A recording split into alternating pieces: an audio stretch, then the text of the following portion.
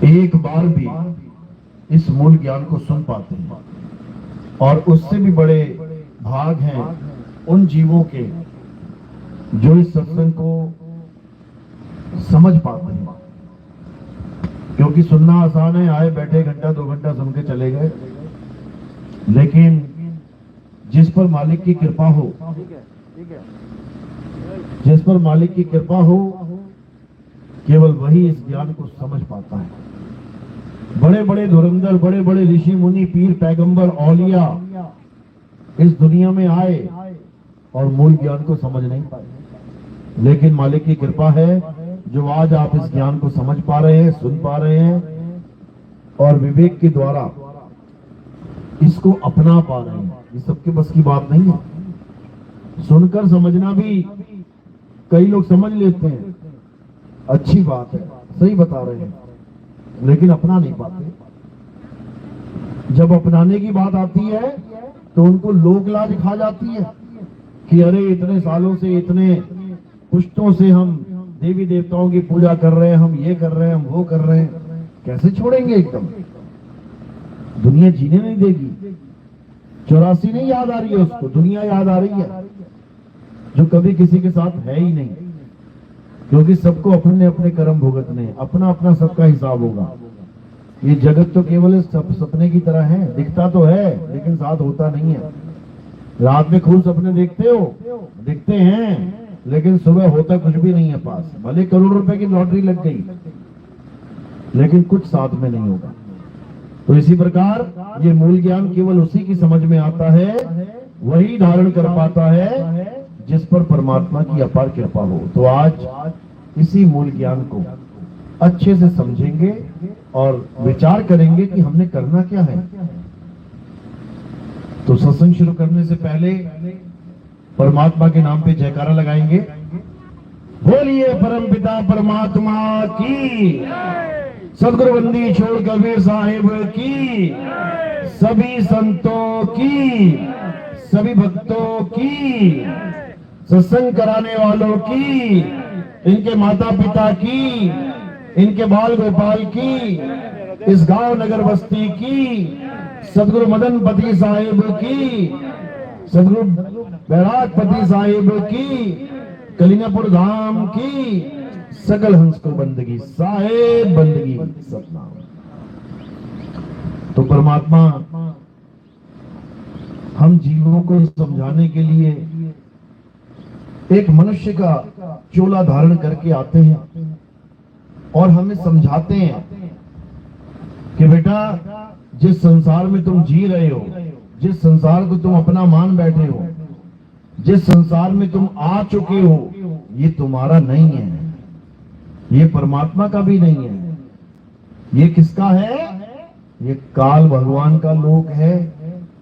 यहाँ पर पल पल मृत्यु तुम्हारा इंतजार कर रही है। एक पल में क्या से क्या हो जाए कोई खबर नहीं है, कोई गारंटी नहीं है। और इस लोक में हम सुख ढूंढने में लगे हैं कि मैं ये काम कर लूं तो सुखी हो जाऊं, मैं ऐसा हो जाऊं तो सुखी हो जाऊं, मुझे वो मिल जाए तो सुखी हो जाऊं।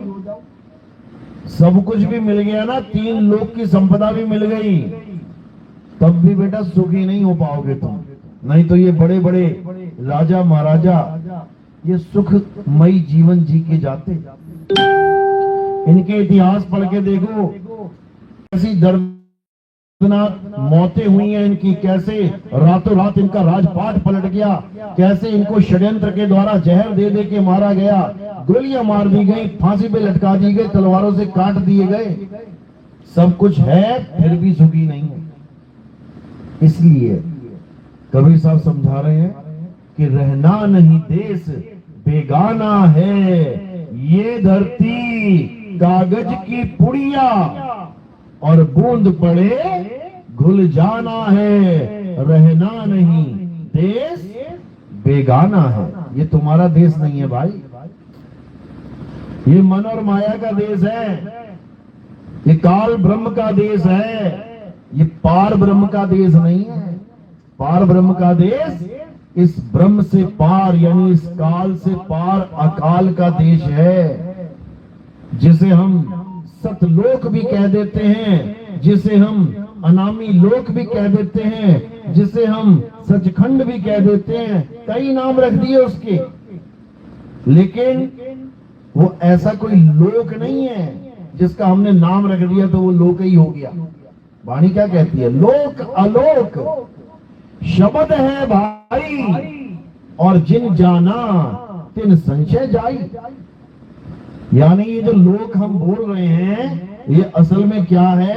ये ऐसा लोक नहीं है कि वहां पे सूरज चांद सितारे धरती आकाश पवन पानी है, ऐसा कुछ नहीं है। ये तो माया है, इसी को तो मायावी लोग कहते हैं, जहाँ पे हवा पानी आग धरती आकाश हो, जहाँ पर ये पेड़ पौधे हो, जहाँ पर ये घास हो, इसी को तो लोग कहते हैं। अब इन लोगों के चक्कर में नहीं पड़ना। अब किसको समझना है, किसको जानना है? शब्द को, क्योंकि हमारा असली लोक शब्द ही है, उसी में रहना है हमने, उसी में हमने सदा सदा के लिए समा जाना है। समझा रहे हैं कबीर साहब? जाप मरे अजपा मरे अनहद भी मर जाए, और सुरत समाए शब्द में और वाको काल न खाए। संकेतिक ज्ञान दे दिया साहिब ने कि जो लोग सोच रहे हैं हम काल से बच जाएंगे और पकड़ के क्या बैठे हैं, जा चक्कर में पड़े हैं। बाकी बचे हुए अनहद नाद के चक्कर में पड़े हैं, एक भी ना बचा इन तीनों से। तो कह रहे जाप मरे अजपा मरे अनहद भी मर जाए, और सुरत समाए शब्द में वाको काल न खाए। यानी काल उसको नहीं खा सकता जिसकी सुरत शब्द में समा जाए, वो फिर देह में नहीं समाएगी, क्योंकि काल केवल देह ही खाता है। जो तुम्हें दिख रहा है देह ही दिख रही है। इस दुनिया में तुम्हें क्या दिख रहा है? 5 तत्वों के अलावा क्या है? ये 84 लाख योनियां दिख रही हैं। कुत्ता बिल्ली हाथी घोड़ा सांप बिच्छू ये सब दिख ही तो रहा है, इसी को काल ग्रासता है। चूहे को बिल्ली खा रही है, तो चूहे का काल कौन है? बिल्ली। बिल्ली को कुत्ता खा रहा है, बिल्ली का काल कौन है? कुत्ता। कुत्ते को बाघ खा रहा है, कुत्ते का काल कौन है? बाघ। बाघ को शेर पकड़ के फाड़ दे रहा है, तो बाघ का काल कौन है? शेर। आगे शेर मर रहा है, उसको चींटियां खा रही हैं, कीड़े खा रहे हैं। यहाँ कोई ना कोई किसी ना किसी को खा ही रहा है। इसीलिए वाणी में साफ बोला गया काल काल को खात है, यानी ये काया रूपी काल काया को ही खा सकता है, ये आत्मा को नहीं खा सकता। आत्मा का बाल बांका नहीं कर सकता ये। लेकिन दुख के साथ कहना पड़ रहा है कि आत्मा को अपने बारे में कुछ पता ही नहीं है, जानकारी नहीं है। इसीलिए कबीर साहब समझा रहे हैं कि जब तक तुम अपने आप को शरीर मानते रहोगे तब तक तुम ना चाहते हुए भी काल का ही रूप बने बैठे हो। जब तुम अपने आप को ब्रह्म समझ लेते हो तब भी तुम इसी में उलझे रहते हो।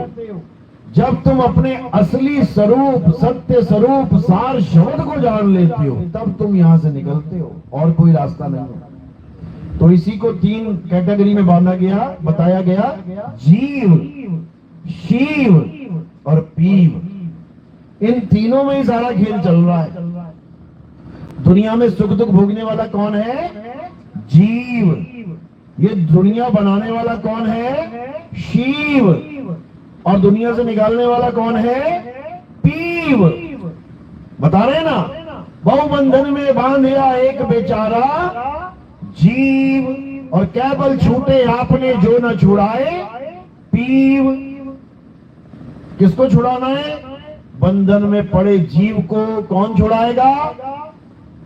पीव छुड़ाएगा। किससे छुड़ाएगा? शिव से छुड़ाएगा। जिसको ये समझ में आ गया उसका बेड़ा पार हो गया, और जिसको ये समझ में नहीं आया वो यही धक्के खाएगा, समझ लो। और पीव जीव को कैसे छुड़ाता है, उसकी क्रिया क्या है, उसको समझना पड़ेगा। वो वैसे नहीं छुड़ाएगा आके कि 4 यमदूत तुम्हें पकड़ के बैठे हैं, उसमें पीव प्रकट हो गया और बचा के ले गया। ऐसे नहीं छुड़ाता वो कि 4 लोग तुम्हें मार रहे हैं, बीच में भगवान प्रकट हो जाएगा और तुम्हें बचाएगा। ऐसे नहीं छुड़ाता वो। कैसे छुड़ाता है? तुम्हारी अवस्था बदल देता है। कहते कोटि तो ब्रह्मा भय और कोटि भय ईश, साहिब तेरी बंदगी से ये जीव होए जगदीश। तुम्हारी अवस्था ही बदल देगा, यानी तुम्हें परमात्मा स्वरूप ही कर देगा। तब समझ में आएगा कि मुझे क्या मिला, नहीं तो बस इसी को समझना है। साहिब समझा रहे हैं, जीव शिव सब प्रगटे और वह ठाकुर वह दास। ठाकुर कौन है? ये दुनिया बनाने वाला। दास कौन है? इस दुनिया बनाने वाले की पूजा करने वाला। कौन है ये लोग? जीव और शिव। जीव शिव सब प्रगटे वह ठाकुर वह दास, कबीर और जाने नहीं एक राम नाम की आस। कबीर साहब कहते हैं हम ना जानते इन दोनों को। ये दुनिया ब्रह्म ज्ञान को लेके बैठी है, ब्रह्म को ही परमात्मा मान रही है, निराकार को ही परमात्मा मान रही है। हम ना मानते परमात्मा इसको। हम क्या समझा रहे हैं? अरे ब्रह्म बड़ा की जहां से आया, वेद बड़ा की जिन निर्माया, ईमन बड़ा की जही मन माना, राम बड़ा की राम ही जाना। ब्रह्म ब्रह्म कबीरा फिरे उदास, तीर्थ बड़ा या तीर्थ का दास। कहते हैं ब्रह्म बड़ा की जहां से आया। जो तुम ब्रह्म ब्रह्म ब्रह्म चिल्ला रहे हो, ये आया कहां से है उसके बारे में जान लो। उस निज घर को जान लो जहां से ये आया है। ब्रह्म बड़ा की जहां से आया, और वेद बड़ा की जिन निर्माया। वेदों को, ग्रंथों को पकड़ के बैठे हुए हो, इसी से हमारी मुक्ति हो जाएगी। अरे निर्माया किसने उसे? इन वेदों को, पुराणों को, गीता को, ग्रंथ को किसने बनाया उसको जान लो। इन मंदिरों को, मस्जिदों को, इन मूर्तियों को किसने बनाया उसको जान लो। अगर उसको जान लिया सब जान जाओगे।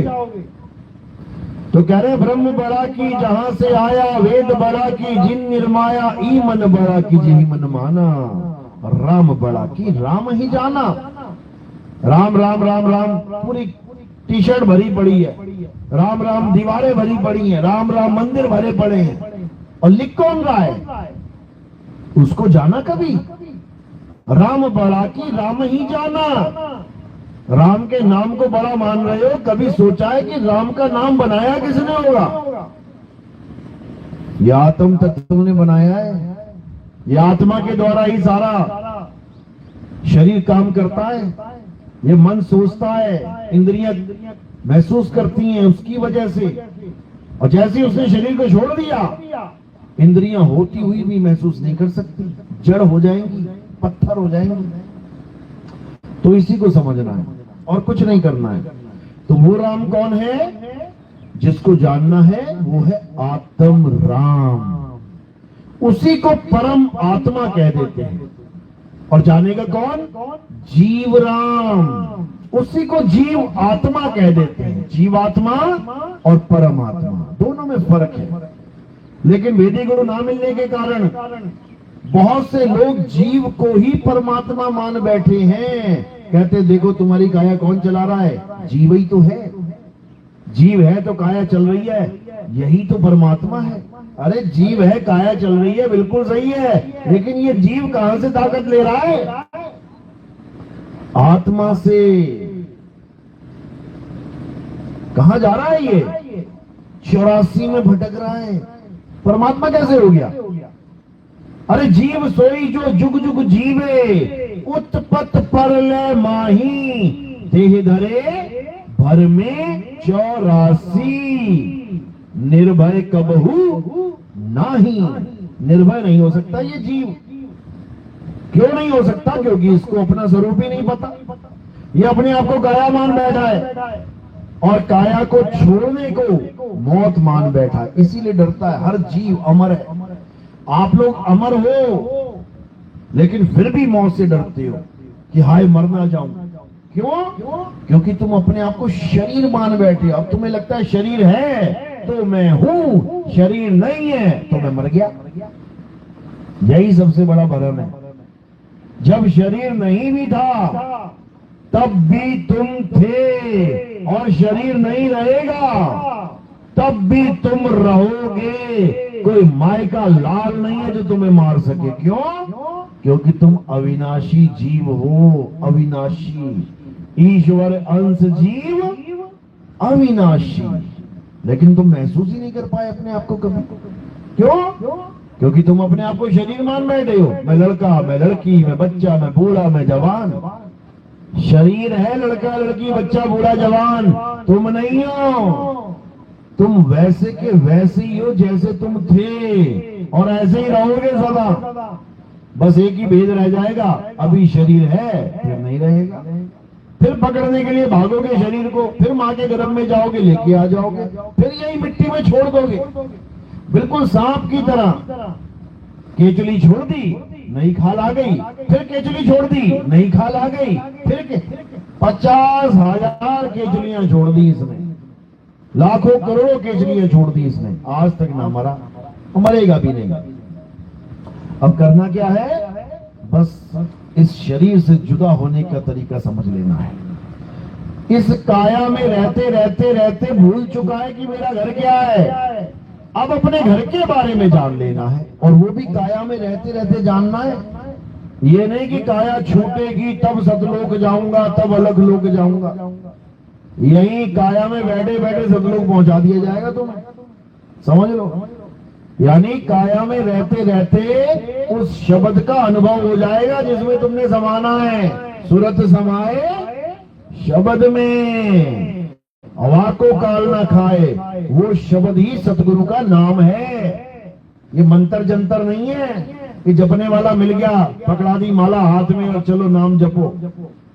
अरे माला तो कर में फिरे और जीव फिरे मुख माही, मनवा दसों दिशी फिरे, ये तो सिमरन नहीं। समझा रहे हैं? अरे माला भेद जुग भया, मिटा न मन का फेर, कर का मन का फेंक दे, और मन का फेर यानी सूरत को फेर। सूरत को लगा कहाँ लगाना है? शब्द में, तब तेरी मुक्ति होगी, नहीं तो नहीं होगी। तो यही समझाने के लिए कबीर साहब बार बार आते हैं, लेकिन ये बंदा समझ नहीं पाता, क्योंकि पुराना रंग इतना ज्यादा चढ़ा हुआ है, उतरने का नाम नहीं लेता।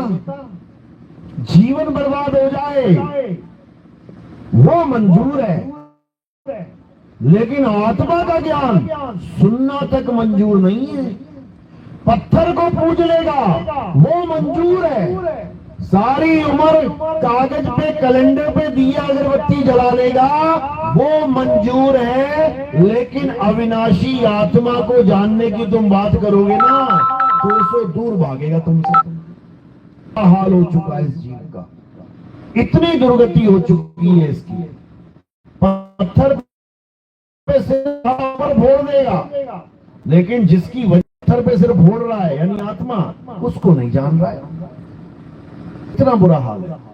आत्मज्ञान की बात करने वाले को दुश्मन समझ रहा है और पत्थर को पुजाने वाले को दोस्त समझ रहा है।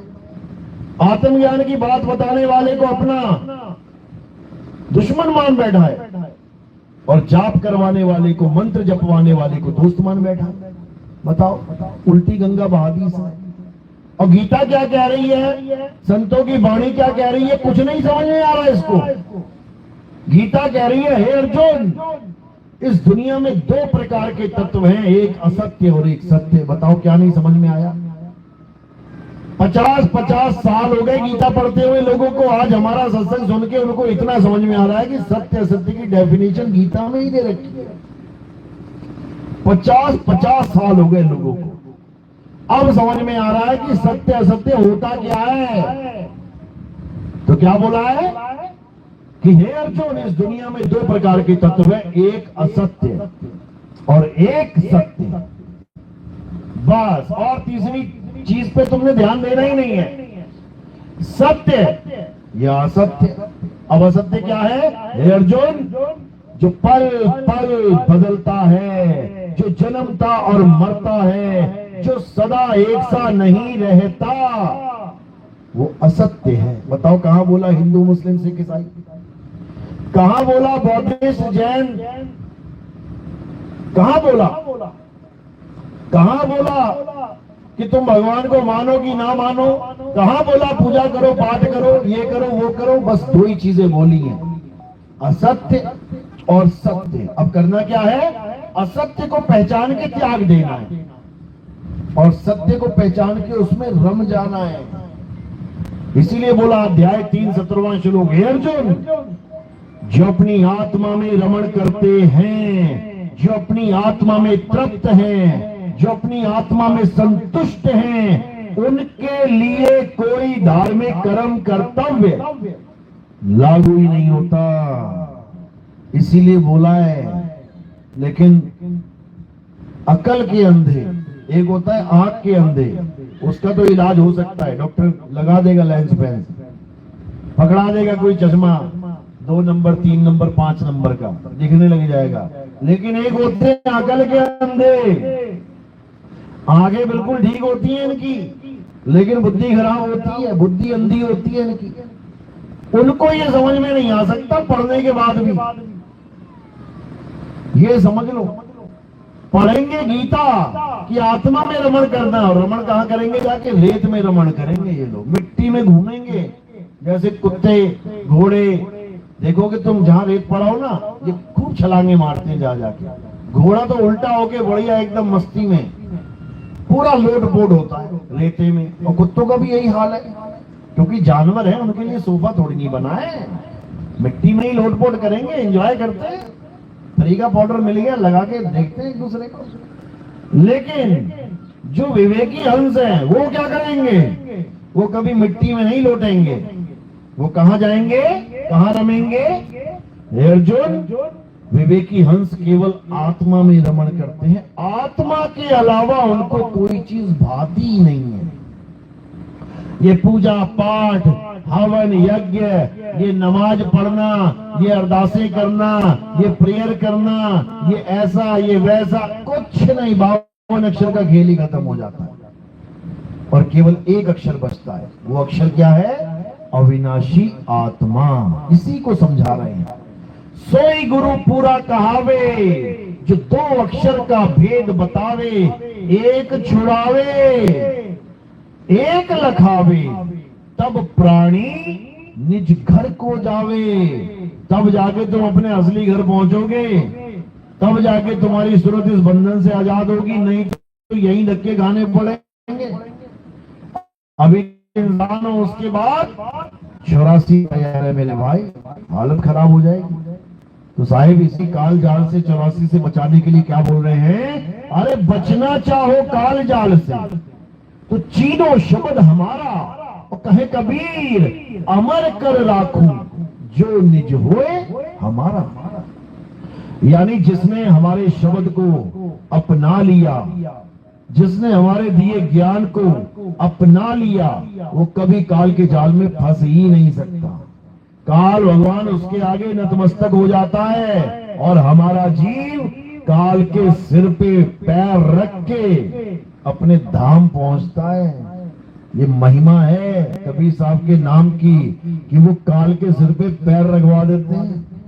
कहते काल के सिर पे पांव दे सतगुरु के उपदेश और साहिब वहां पकड़ के ले चले अपने देश। वो बाह पकड़ के अपने देश ले जाएंगे। ये तभी समझ में आता है मेरे भाई जब गुरु का ज्ञान मिल जाता है, तब समझ में आता है, नहीं तो कुछ पल्ले नहीं पड़ने वाला। तो इसी को कबीर साहब समझा रहे हैं कि उस ज्ञान को समझो जिससे तुम्हारा कल्याण हो। और वो कैसे मिलेगा? वो निगुरों से नहीं मिलेगा। आजकल ट्रेंड चल गया निगुरों को गुरु बनाने का। वो बंदा खुद ही अपने मुंह से बोल रहा है कि मेरा कोई गुरु नहीं है, लेकिन ज्ञान दे रहा है। उसको कोई ये पूछने वाला नहीं मिल रहा कि तुम्हें ज्ञान कहां से आ रहा है। अरे बिन गुरु ज्ञान ना उपजे और गुरु बिन मिले ना मोक्ष। गुरु बिन लखे ना सत्य को, गुरु बिन कटे ना दोष। गुरु तुमने बनाया नहीं और ज्ञान तुम दुनिया भर का दे रहे हो। इसका मतलब चोरी का माल है, चोरी का। समझ लो, सोने की दुकान तुम्हारे पास है नहीं, सुनार तुम हो नहीं, और सोने के आभूषण बेचने के लिए चौक पे खड़े हो गए। इसका मतलब चोरी का माल है, चोरी का। तो चोरी का माल बेचना और चोरी का माल खरीदना, ये दोनों जुर्म हैं। दोनों की क्लास लगने वाली है, समझ लेना। अंधर को अंधर मिला, कह रहे अंधे को अंधा मिला, और राह बताए कौन? निगुरे को निगुरा मिल गया, कौन बताएगा राह? कभी नहीं निकल पाएंगे यहां से। तो इसीलिए अब क्या करना है? पहले गुरु की खोज करनी है। गुरु ही तुम्हें बता सकता है कि मार्ग क्या। और गुरु ऐसा नहीं चाहिए जपी तपी सन्यासी। गुरु कैसा चाहिए? जिसके पास भेद हो, रहस्य हो। तो कह रहे हैं चार भेद का भेदी होए, कहे कबीर गुरु है सोए। चार भेद का भेद न जाना, सो गुरु यम के हाथ बिकाना। जिस गुरु के पास चार भेद नहीं है वो समझ लो कि यमराज को बेच आएगा तुम्हें। तुम्हें लग रहा है कि मुझे छुड़ाने के लिए लेके जा रहा है ये, बस वहीं बेच के आ जाएगा तुम। और उसके बदले यमराज क्या देगा? उसको मकान, दुकान, उसको जमीनें, जायदाद देगा। आज बाबा लोग के पास इतना पैसा क्यों है पता है? ये काल भगवान ने दे रखा है कि ले बेटा और बड़ा जाल बोल, और बना आश्रम, और बना। क्यों? अगर तू नहीं बनाएगा, तुम आश्रम नहीं बनाओगे, तुम जीवों को नहीं फंसाओगे, तो समय आ गया है सत्य का, वो ले जाएगा निकाल के। उससे पहले पहले इन जीवों को खिला पिला के एकदम बकरा बना के मोटा वाला ऐसी आदत डाल दो कि खाने फ्री का खाने का आदत पड़ जाए इनको, बिना आश्रम के मन ही ना लगे इनका। हमने इसीलिए आश्रम नहीं बनाया, समझ रहे हो? बाकी सब आश्रम बना के क्या करते हैं? खूब खिलाएंगे पिलाएंगे फ्री में। तुम्हें लग रहा है फ्री में, जबकि तुमसे 10 गुना ज्यादा पैसे ले लेंगे। और ऐसा कर देंगे आश्रम में कि तुम रहो, तुम्हारा ही घर है। जैसे कसाई के बाड़े में जब जाता है ना बकरा, तो ये घास रख देते हैं, तेरा ही घर है, खा पी मजे कर। क्योंकि पता है कि अगर इसको घास वास नहीं देंगे तो कहीं और का रास्ता ना पकड़ देंगे। समझ लो, हमने आश्रम इसीलिए नहीं बनाया, नहीं तो वहां पर भी बहुत कुछ कर सकते हैं। ऐसा नहीं है कि हमारे पास कुछ है नहीं है, बहुत कुछ है। लेकिन ये काम हमारा है ही नहीं। हमारा काम बसाना नहीं है, हमारा काम उजाड़ना है। ये बसाने वाला काम नहीं है हमारे पास। समझ लो, 100 बंदा पाकिस्तान ने पकड़ दिया इंडिया का, अब यहां से कोई छुड़ाने जाएगा तो वो बसाएगा कि वहां से उजाड़ेगा? ये काल का लोक है, यहाँ बसाने नहीं उजाड़ने आए हैं। यहाँ से रहना नहीं देश बेगाना है। और बाकी देखो जरा, बड़े बड़े आश्रम, बड़ी बड़ी शेड बना के पूरा सिस्टम ही बना डाला कि यहीं बसे रहो, यहीं दिल लगा रहे तुम्हारा। बिल्कुल नहीं।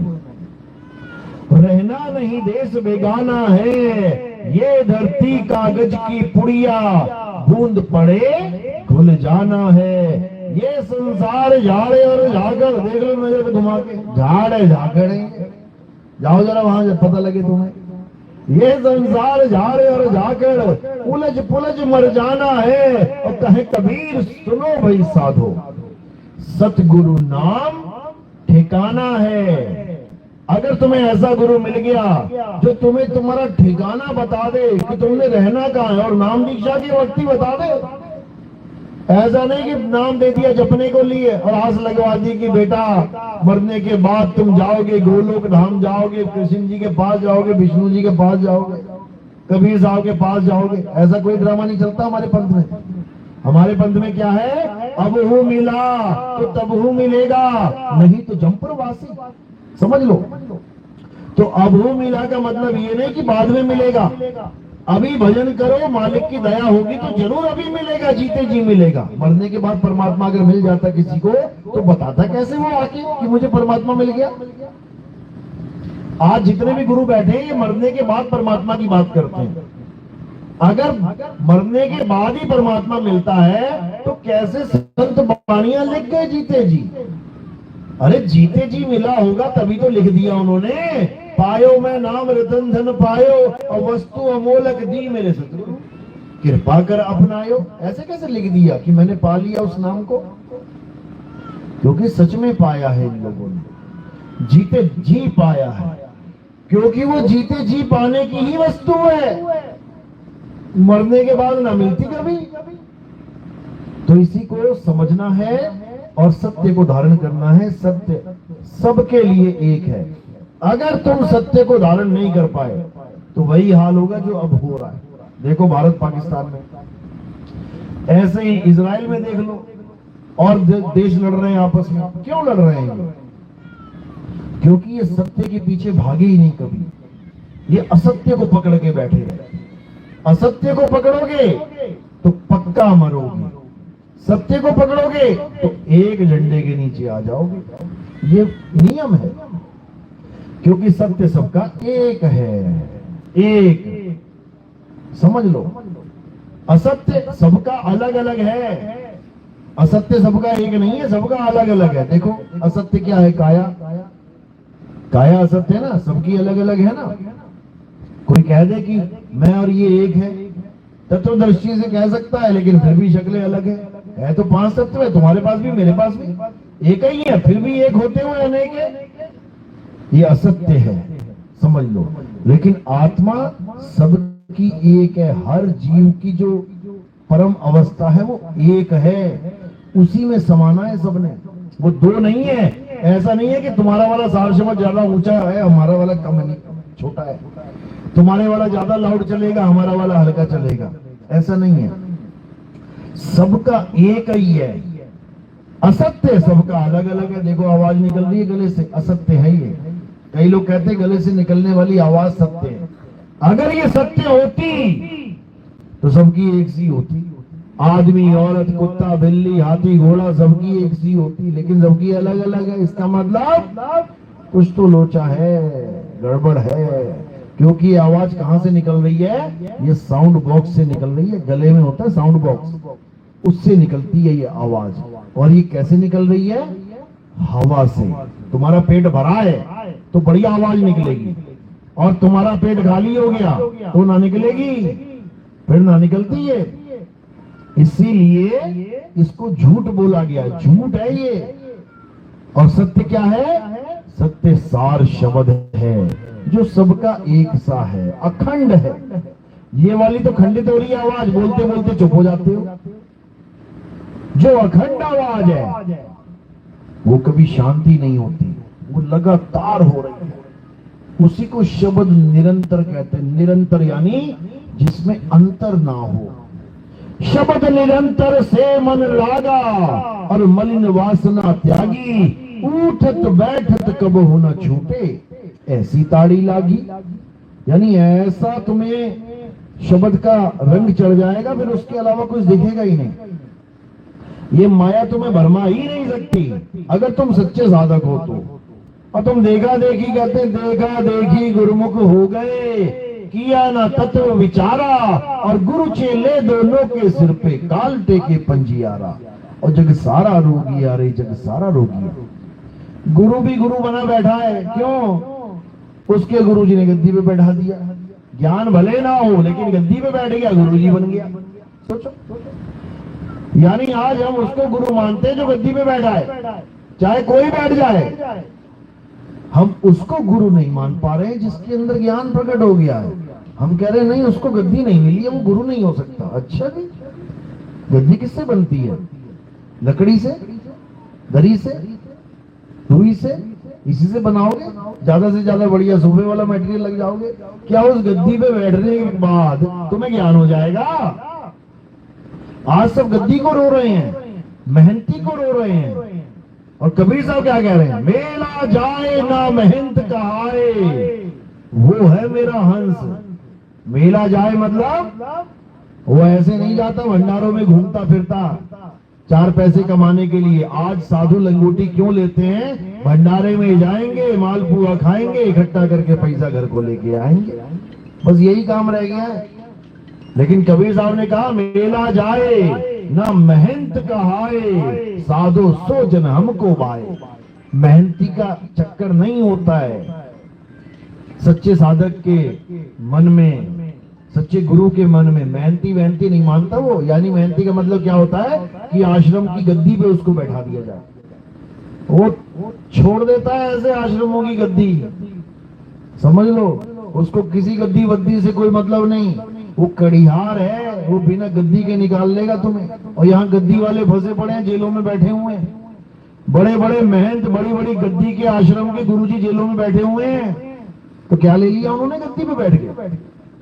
तो इन चक्करों से बिल्कुल अलग है ये ज्ञान। ये ज्ञान है निर्मल ज्ञान। इसमें कोई मल नहीं है, इसमें कोई कुछ मिला भी नहीं सकता। ये मिलावटी ज्ञान नहीं है, ये खरा सोना है, आत्म ज्ञान है। आत्मा में तुम मिला के दिखाओ, कुछ नहीं मिला सकते। इसीलिए उसको निहि कलंक बोला गया, निहि कलंक राया।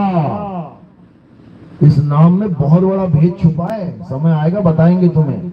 निहि कलंक राया यानी वो जिसमें कोई मिलावट नहीं कर सकता, जिसको कलंक कभी लग ही नहीं सकता, उसी को कल्कि अवतार बोलते हैं। वही सबका कल्याण करेगा कलयुग में। ये राम जी कृष्ण जी ना कर पाएंगे, चले गए। ये पुराना खेल खत्म हो गया। हमारे पुराने जितने भी डॉक्टर थे, जितने भी इंजीनियर थे, आज उनको कहो उनकी फोटो लगा के कि एक बिल्डिंग बना दो इंजीनियर जी, ये मेरे पापा का ऑपरेशन कर दो डॉक्टर जी। जो चला गया वो ऑपरेशन क्या करेगा? राम चले गए, श्याम चले गए, हनुमान चले गए, अब वो कुछ नहीं कर सकते यहाँ पे। वरना फौजियों को क्या क्या जरूरत है जाने की वहां पे बॉर्डर पे? राम जी को भेज दो तीर कमान उठा के, हनुमान जी को भेज दो गदा उठा के, मार मार के भूत बना देंगे वो। लेकिन नहीं, कर लो जितनी मर्जी पुकार, नहीं आ सकते। अगर पुकारने से आ जाते तो राम जी के बाद कृष्ण जी को आने की जरूरत ही नहीं थी अवतार लेने की। राम जी चले गए, अगले युग में पुकार लेते, हे राम मुझे बचाओ, राम जी आ जाते। फिर कृष्ण जी को आने की क्या जरूरत थी पूरा जन्म पूरी लीला करने की? वो इसीलिए अगला अवतार धारण करके आए थे ताकि राम भक्तों को कोई दिक्कत ना हो। जो भगवान के भगत हैं उनको कोई दिक्कत ना हो, इसीलिए कृष्ण बन के आए हैं। वो कृष्ण बन के भी चले गए। अब आगे ना राम आने वाले ना कृष्ण जी आने वाले। अब कौन आएगा? कल्कि अवतार का जिक्र है। अब बचा हुआ जितना भी काम है वही पूरा करेगा। अब राम और कृष्ण जी पुरानी बातें हो गई। अब नी कलंक राया, गरीबदास जी की वाणी पढ़ो, कहते हैं नी कलंक राया इस दुनिया को बदल देगा आके। वहां पे राम और कृष्ण जी की महिमा नहीं गाई उन्होंने। अरे हमारे ग्रंथों ने नहीं गाई। 9 अवतार के बाद 10वें का नाम क्यों लिखा गया? अगर 9 से ही काम बन जाए, अगर राम जी और कृष्ण जी से ही काम बन जाए तो कल्कि अवतार को आने की जरूरत ही क्या है? नहीं समझ में आ रहा किसी को। लेकिन मालिक की दया होती है, तब ये ज्ञान समझ में आने लग जाता है, पता लग जाता है कि भाई अब केवल आत्म ज्ञान ही है जिसके द्वारा हमारा बेड़ा पार हो सकता है, इसके अलावा और कोई नहीं। तो कबीर साहब यही समझा रहे हैं, लेकिन लोग समझ नहीं पा रहे। कबीर साहब कहते हैं, जब लगना चीन हो गए आत्म, तब लगना मिली है परमात्मा। बताओ और क्या बोले वो लोग। मंत्र पकड़ पकड़ के बैठे कबीर साहब के नाम पे, बड़े बड़े पंथ चला दिए। तो क्या जपवा रहे हैं? जंतर मंत्र तंत्र, और वाणी भी गा रहे हैं, तंत्र मंत्र सब झूठ है, इनमें न भर में कोई और भर में भी हुए हैं। बताओ, वाणी भी गा रहे हैं, ना मैं जप में, ना मैं तप में, और ना एकांत निवास में, और दुनिया भर का जप कर रहे हैं। बताओ कहां इनकी बुद्धि चली गई है, कहां काल भगवान ने ताला लगा दिया, बुद्धि पे खुलने में नहीं आ रहा है। ये कैसे खुलेगा? जब सतगुरु आएगा तुम्हारे जीवन में और ये मंत्र जंतर तंत्र छोड़ के तुम्हें विहंगम चाल देगा, तब ताला खुलेगा। क्योंकि विहंगम चाल ही चाबी है, समझ लो। तो कह रहे शब्द विहंगम चाल हमारी, कहे कबीर सतगुरुदई तारी। खुले कपाट, अब खुलेगा ये, खुले कपाट शब्द झनकारी, और पिंड अंड के पार स्वदेश हमारा है, कर नैनो दीदार महल में प्यारा है। तब समझ में आएगी ये बात, नहीं तो ऐसी धक्के खाते जीवन निकल जाएगा। तो सत्य सबको एक करता है और असत्य सबको जुदा कर देता है। अलग अलग पंथों में, अलग अलग धर्मों में, अलग अलग जात पात में, रंग भेद में सब बटे हुए हैं। किस कारण? असत्य के कारण। तो सबसे बड़ा अलग करने वाला जो वस्तु है वो क्या है? पावन अक्षर। इसने सबको अलग कर दिया। अरे इसने ब्राह्मणों को भी एक ना रहने दिया, ब्राह्मण भी अलग अलग होके बैठे हुए हैं। मैं वेदी, मैं द्विवेदी, मैं त्रिवेदी, मैं चतुर्वेदी। बताओ, ब्राह्मण भी है। जिस ब्राह्मण ने सबको अलग किया था वो खुद को भी एक ना कर पाया, एक ना रख पाया। किसकी वजह से? पावन अक्षरों की वजह से। मैं मिश्रा, मैं शुक्ला, मैं तिवारी, सबकी मती गई मारी। करे तो करे क्या? 52 अक्षरों को नहीं समझ पाए ये लोग। जिस दिन 52 अक्षर को समझ जाएंगे उस दिन इनका विवेक ऐसा जग जाएगा ना कि ये सब एक हो जाएंगे। और ये होना है, ये प्रमाणित है ग्रंथों में कि एक ऐसा समय आएगा जब सत्य का डंका घर घर में बजेगा, हर घर पे तुम्हें सतनाम का झंडा मिलेगा। और ये वक्त आ रहा है, बस देखते जाओ कि क्या होता है। इसको कोई रोक नहीं सकता, कोई कितना ही बड़ा विरोधी क्यों ना हो जाए, इसको रोक नहीं सकता। क्योंकि संतों की वाणी है, संतों की वाणी। अरे संत वचन पलटे नहीं, और पलट जाए ब्रह्मांड, पूरी दुनिया पलट जाएगी, लेकिन संतों का वचन नहीं पलट सकता। देखो अच्युतानंद की वाणी में लिखा था कि भारत और पाकिस्तान का युद्ध होगा। सब लोग सोच रहे थे कैसे होगा यार, भारत अपना मस्त है, पाकिस्तान अपना मस्त है।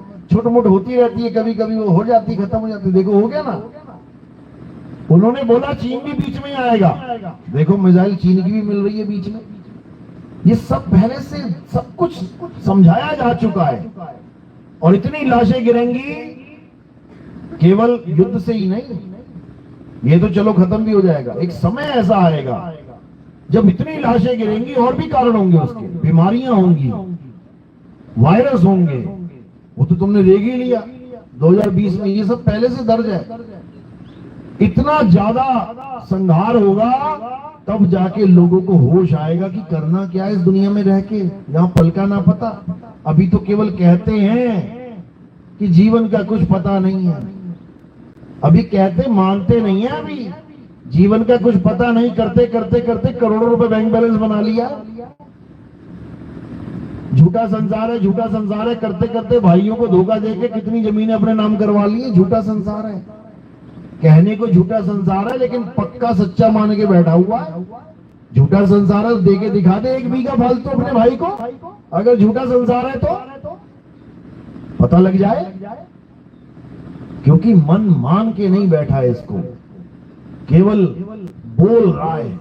तो एक ऐसा समय आएगा जब मानना पड़ेगा कि भैया सुबह को निकले शाम को घर आए ना आए कोई गारंटी नहीं है। जब देखेगा ना चलता चलता आदमी गिर जा रहा है, अभी बात करते करते करते सामने गिर जा रहा है, तब होश में आएगा अरे बाप रे जीवन का पल का भरोसा नहीं है। तब समझ में आएगी ये लाइन अभी नहीं आ रही। अभी तो सोच रहा है मैं दादा परदादा बनूंगा, इतना कमा लूंगा, ऐसे कर लूंगा, वैसा कर लूंगा। अभी नहीं समझ में आ रही, आएगी जल्दी क्योंकि समय आ गया। इसलिए कबीर साहब पहले ही समझा रहे हैं कि इससे पहले कि काल का जाल और उसमें तुम फंस जाओ, निकल लो, तैयारी कर लो निकलने की। और निकलने का एक ही रास्ता है, 2 रास्ते नहीं है, एक ही रास्ता है, विहंगम चाल। और पूर्ण संत की चाल भी यही होती है। अरे सतगुरु के लक्षण कहूं, अचल विहंगम चाल। हम अमरापुर ले गए ज्ञान शब्द सरगार। कहते मुझे अमरपुर ले गए, वो कैसे ले गए? ज्ञान शब्द सरघाल। मेरे सिर के ऊपर शब्द रख दिया उन्होंने और मैं उस शब्द में समा गया। घाल मतलब रख देना, घालना, रख देना। लेकिन ये तब होता है जब पूर्ण संत मिलेगा। वो तुम्हें बोलने लिखने वाले नाम देके उसके भरोसे नहीं बैठा देगा कि ये नाम जपते रहना। जप जप के मर जाओगे, परमात्मा मिलने वाला नहीं है। इसलिए कबीर साहब ने सारे मंत्रों के जाप को खंडन कर दिया। अरे बाबन अक्खर जीव आधारा, ये सारे मंत्र कैसे जप रहे हो? जीव से। अभी जीव कट जाए सबकी, ये सारे मंत्रों की दुकान खत्म, सब आ जाएंगे अपनी अपनी असलियत पे। कोई ना रहेगा ब्राह्मण, कोई ना रहेगा शूद्र, कोई ना रहेगा वैश्य। ये सब इस जीव का खेल है। ब्राह्मण जीव काट तो बोल के दिखा ब्राह्मण, शूद्र बोल के दिखा शूद्र। सारा खेल इस जीव का है। 32 दांतों के बीच में आराम से बैठी और सारी दुनिया को लड़वा के मार दिया इसने। खुद पूरे किले में सेफ होके बैठी है एकदम अंदर छुप के, और सारी दुनिया के सिर फुड़वा दिए। देखो फूट ही रहे हैं। क्या हुआ कश्मीर में? यही तो हुआ। बोल कलमा पढ़। अब उसको अगर याद होता, 52 अक्षरी तो हैं, अगर उसको याद होता क्या बोलता वो? ला इलाहा इल्लल्लाह मोहम्मद रसूल अल्लाह, बच जाता। बस 52 अक्षरी तो हैं।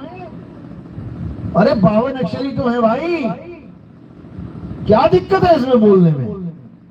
लो मुझसे बुला लो ला इलाहा इल्लल्लाह मोहम्मद रसूल अल्लाह, बात खत्म हो गई। क्या हम गुरुद्वारे में जाके जब लंगर छकते हैं तो नहीं बोलते वाहे गुरु वाहे गुरु वाहे गुरु? वो बुलवाते हैं तुमसे जब तक थाली में खाना नहीं आ गया। वो क्या जपवाएंगे तुम्हें? संगत बोलो वाहे गुरु वाहे गुरु, और संगत भी लगी है, पता रोटी तभी मिलेगी। वाहे गुरु। तुम्हारा धर्म नहीं है वो। ना वहां राम को पूछते, ना वहां शाम को पूछते।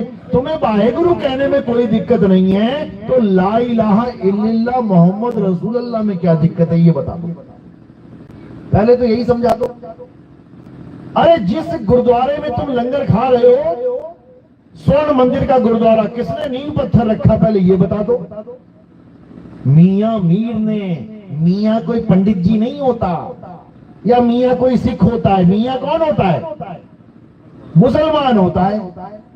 तो जब हमारे गुरुओं को कोई दिक्कत नहीं हुई अपने सबसे बड़े पवित्र मंदिर को बनाने में और नींव पत्थर मुसलमान से रखवाने में, तो हमें क्या दिक्कत है भाई ला इलाहा इल्लल्लाह बोलने में?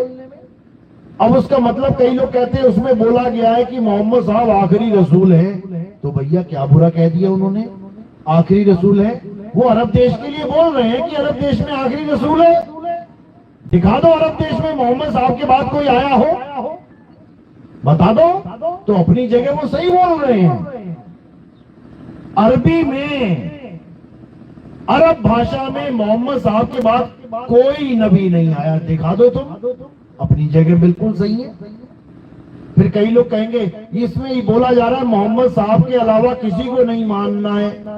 तो तुम्हारी हनुमान चालीसा में भी तो यही बोला जा रहा है, और देवता चितना धरई हनुमत से ही सर्व सुख करई। चलो तुम मोहम्मद साहब को छोड़ो, तुम हनुमान जी की चालीसा मान लो, सारे देवताओं को हटा दो, सारे मंदिर हटा दो यहां से, और केवल किसका मंदिर रख लो? हनुमान जी का। तब भी मैं कहूं कि तुम अपने धर्म के पक्के हो। बताओ, ये हनुमान चालीसा में लिखा गया है, तुलसीदास ने लिखा है, तुलसीदास ने लिखी थी ना, तुलसीदास सदा हरि चेरा कीजे नाथ हृदय महा डेरा। तुलसीदास ने लिखा है कि और देवता चितना धरई। तो बता दो तुम्हारे बाकी देवता क्यों चित में धर के बैठे हो? अरे तुम अपने तुलसीदास के ना हो पाए, तुम अपने धर्म के ना हो पाए, और तुम उंगली दूसरे धर्म के उठा रहे हो कि मोहम्मद साहब के अलावा कोई रसूल नहीं होगा। तुलसीदास भी यही कह रहे हैं कि हनुमान जी के अलावा किसी देवता की शरण में मत जाओ, सारे सुख वही दे देंगे। तो सारे मंदिर बंद कर दो बाकी के। अरे ये सब 52 अक्षर है मेरे भाई, क्यों नहीं समझ रहे हो? हर धर्म में ये कहा जाता है। कबीर साहब नहीं कह रहे क्या, जो निज होए हमारा? वो भी तो यही कह रहे हैं कि मेरा हो पूरा हो जा। हर गुरु ये कह रहा है कि बेटा पूरी तरह से मेरे ज्ञान को समझ ले, मेरे कहने पे चल, अपने मन को इधर उधर मत भटका, तो तेरा कल्याण हो जाएगा। क्या बुरा कह दिया बता दो? तुम्हें लग रहा है कि बाबा नानक वाले पंथ में हिंदुओं की बहुत इज्जत है, तो बता दो कौन से बाबा नानक के गुरुद्वारे में राम और कृष्ण जी की मूर्ति रख के पूजा हो रही है? बता दो ना भाई, बता दो। वो भी तो तुम्हारे धर्म से जुदा धर्म है, नहीं है तो बता दो। लेकिन उनसे कोई दिक्कत नहीं है, बस हिंदू मुसलमान हिंदू मुसलमान। वो भी केवल 52 अक्षरों की वजह से। 52 अक्षर है ये, 52 अक्षर हटा दो, कोई हिंदू नहीं कोई मुसलमान नहीं, तब कौन बचेंगे? इंसान। ये इंसान बचेंगे।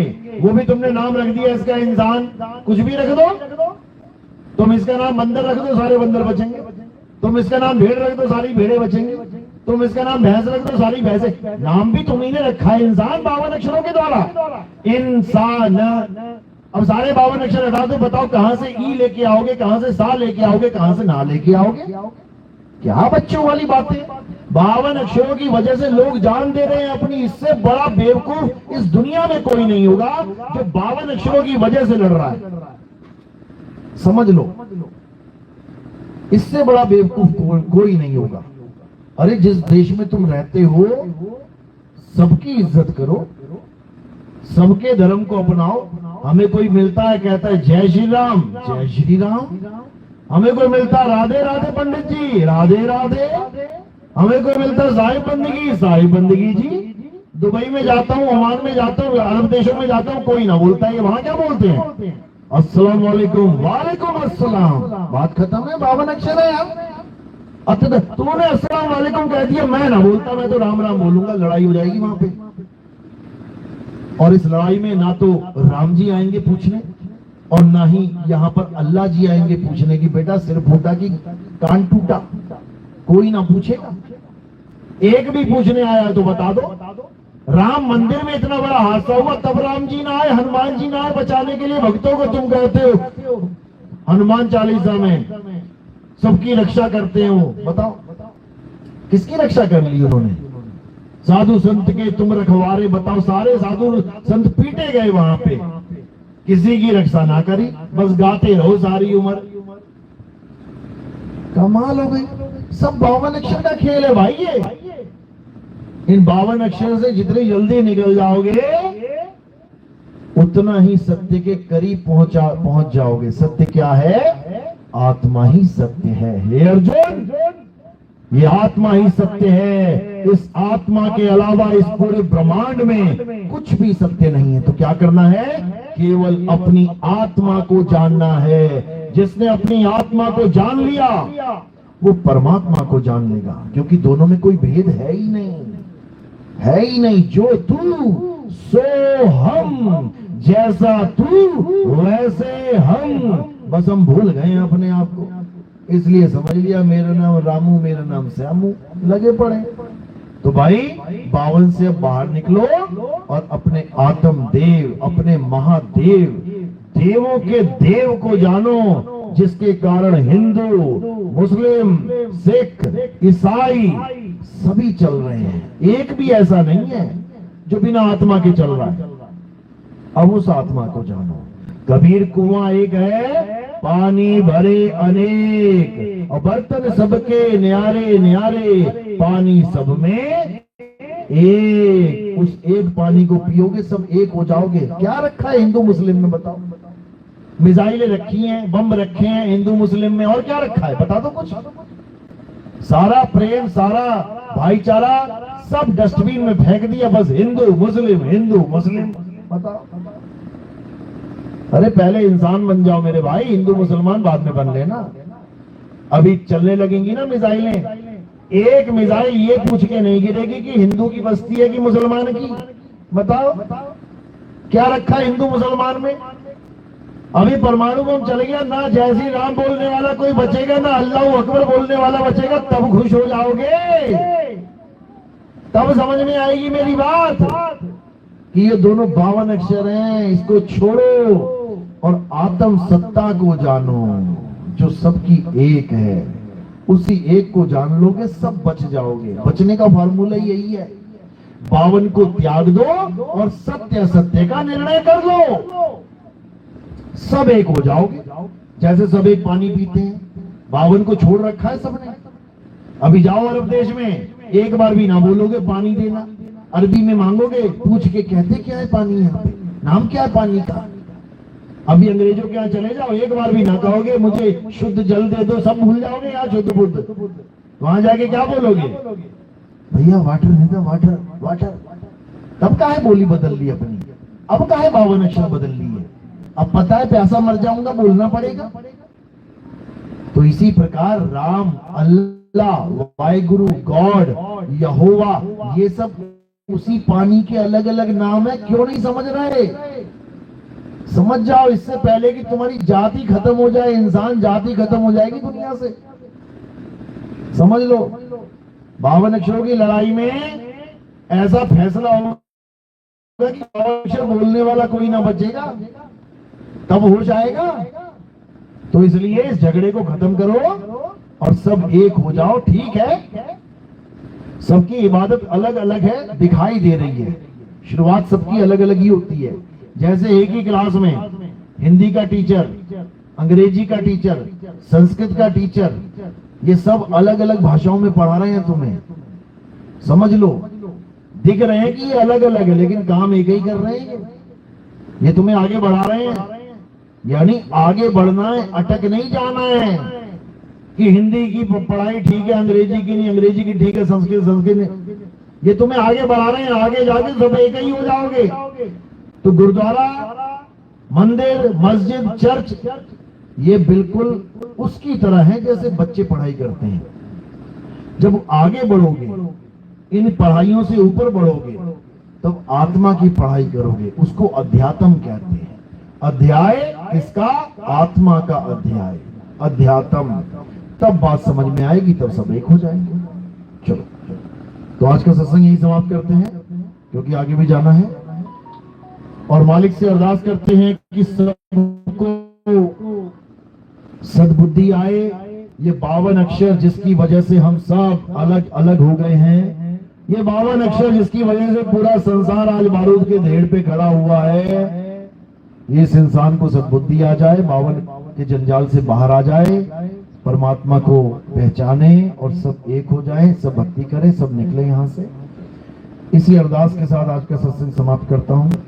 बोलिए परमपिता परमात्मा की, सदगुरु बंदी छोड़ कबीर साहेब की, सभी संतों की, सभी भक्तों की, आज के आनंद की, सकल हंस को बंदगी, साहेब बंदगी सतनाम।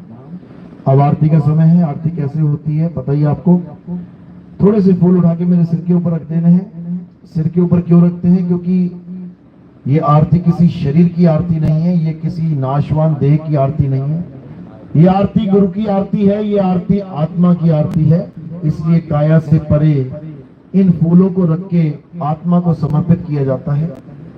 तो आरती फूलों को सिर पे रख के करनी है। और कोई प्रचार प्रसार में योगदान करना चाहता है तो वो केवल चरणों में आएगा, उसका स्थान चरणों में बताया गया है। इसी के साथ आज का सत्संग समाप्त करते हैं। सतनाम साहिब।